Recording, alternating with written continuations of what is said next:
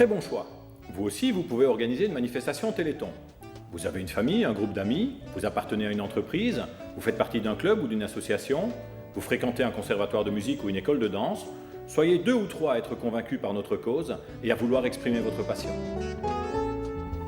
Et c'est l'effet boule de neige. Auprès de qui trouver une idée? D'abord en vous-même.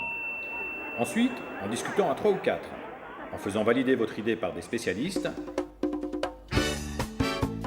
par des fanats de danse, de musique ou d'engins en tout genre. Demandez aussi conseil à votre équipe de coordination départementale. Justement, je vois là un coordinateur qui va tout vous expliquer. L'équipe de coordination est responsable de l'ensemble des manifestations Téléthon de son département ou partie de son département. On soutient les organisateurs, on leur donne des conseils, on les aide à se débrouiller avec les documents, on leur fournit le matériel de promotion. Par-dessus tout, les organisateurs doivent veiller à la sécurité. C'est vrai que le Téléthon ne doit jamais accepter un projet qui met une vie en danger. Alors, oubliez tout de suite ce genre de choses.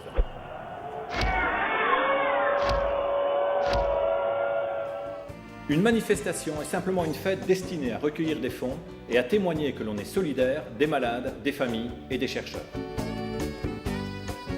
Tiens, vous qui êtes organisateur de manifestations, quelles sont les clés pour réussir?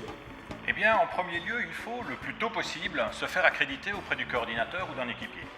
Ensuite, contrat d'assurance, contrat d'engagement, carte d'accréditation. Ne vous laissez pas impressionner. Tout cet arsenal va vous sécuriser et vous aider à réussir votre manifestation. Et surtout, déléguez certaines tâches à votre équipe ou à vos amis. Ils seront heureux de vous aider et ça sera moins lourd pour vous. L'argent, vous avez raison d'en parler. Pour faire une manifestation, on met sur pied un budget très simple.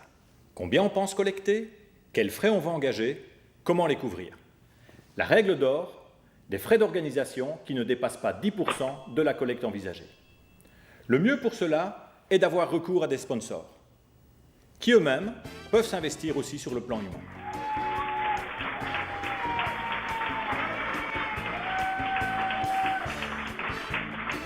Une bonne manifestation, ça veut dire aussi un public nombreux et enthousiaste. Il faut donc la faire connaître. On commence par le bouche à oreille, bien sûr. Mais on va plus loin. On vous fournit des affiches, des banderoles, des tracts, des ballons et des badges. Et puis la presse et parfois la télé s'en mêle.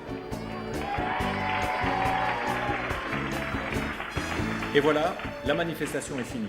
Il ne nous reste plus qu'à faire la remontée des fonds. On dépose les espèces sur les comptes de l'AFM à la Poste et on remet à la coordination l'ensemble des chèques et des justificatifs de dépôt d'espèces que la Poste nous a donnés.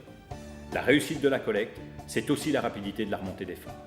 D'ailleurs, si vous voulez en savoir plus à ce sujet, c'est possible.